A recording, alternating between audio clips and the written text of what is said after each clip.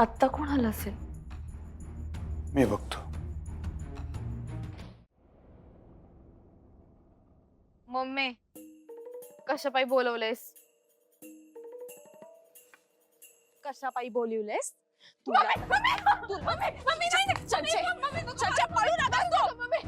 Mummy अगं मला कशापायी मारतीस तू? मारू नका तर काय करू ग?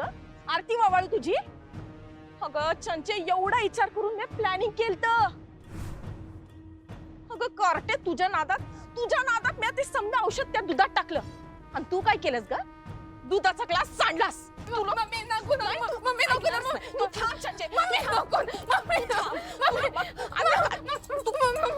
मम्मी मम्मी थांब थांब. अगं मम्मी मी काय मुद्दाम केलं होय? मीच तुला वरून पडले म्हणून धक्का लागला ना ग माझा तुला.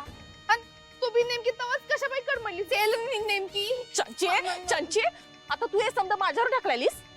अगं चंचे, तुला हे समजा माहिती होतं ना व? आणि तरी मी तू हे समजा केलंस. मम्मी तर तुला सांगता येत नव्हतं बाई आजीला का राहू दे तो चांदीचा ग्लास म्हणून? हा, जसं काही ती ऐकणारच होती. अगं मग तूच डोसकं चालवायचंस की आणि आधीच त्या चांदीच्या ग्लासात दूध वतून ठेवायचं होतंस. चंचे, तू जरा इकडे ये. इथं ये लवकर. तुला मारत नाही मी. इकडे ये. इथं ये लवकर.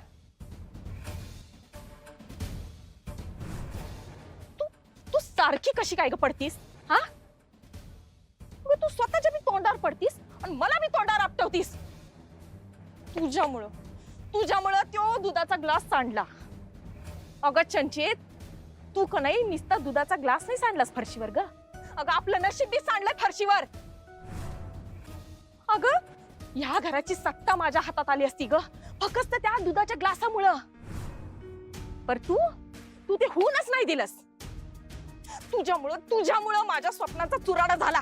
आणि फक्त माझ्या स्वप्नांचाच नाही, तुझ्या बी स्वप्नांचा चुराडा झालाय ग. अगं राणीवाणी राहिली असतीस तू इकडं. तर नाही चंचे, तू का नाही माझ्या आयुष्याला लागलेली पनवती आहेस. पनवती. तू अशी ऐकणार नाहीस. तुला मम्मी नाही ऐकणार तू. थोबाड बंद ठेव, नाहीतर अजून मारीन मी तुला. थोबाड बंद म्हणजे बंद.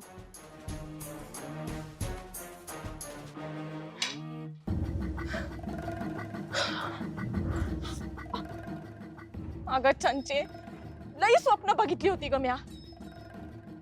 आणि तू काय केलंस? समधी मातीत मिळवलीस.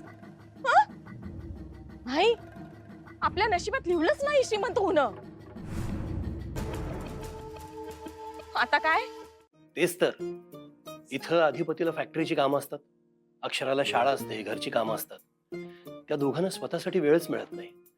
म्हणून म्हटलं तुला बोलवून घ्यावं आणि तुझी जरा मदत घ्यावी.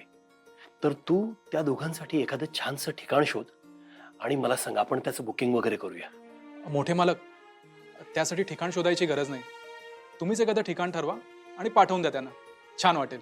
अरे तसं नाही बाळा, काय आहे, आमच्या वेळची फिरायची ठिकाणं वेगळी होती. आता तुमची ठिकाणं बदलली आहेत ना. नवीन नवीन जागा एक्सप्लोअर करता तुम्ही, नवीन जागी फिरत असता. तर म्हणून म्हटलं तू जरा त्याला आवडेल असं एखादं ठिकाण शोध आणि मला सांग, आपण बुकिंग वगैरे करूया.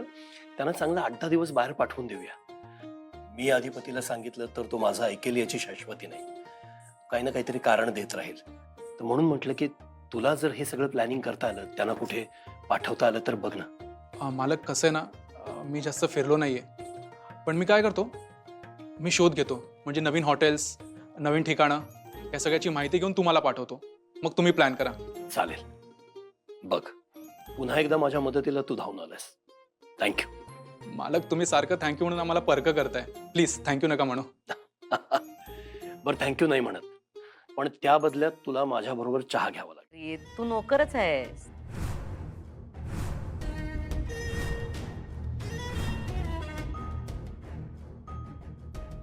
मालकाच्या घरी कधी जायचं, कोणत्या वेळेला जायचं, किती वेळ थांबायचं, याचा विचार करावा, नाही का?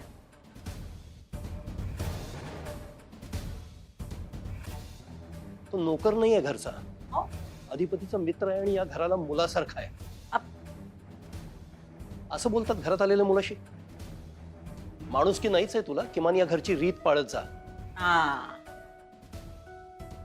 रीत हा रीती तर पाळायलाच हव्यात. नाही बरोबर आहे सुनबाई.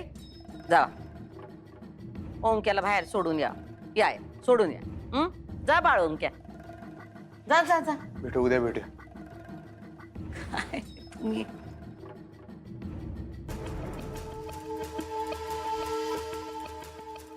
तुम्ही काय बोलणार होता? बोला की. नाही आम्हाला तुम्हा दोघांशी बोलायचं आहे. येऊ दे सुनबाईंना मग बोलतो की आम्ही.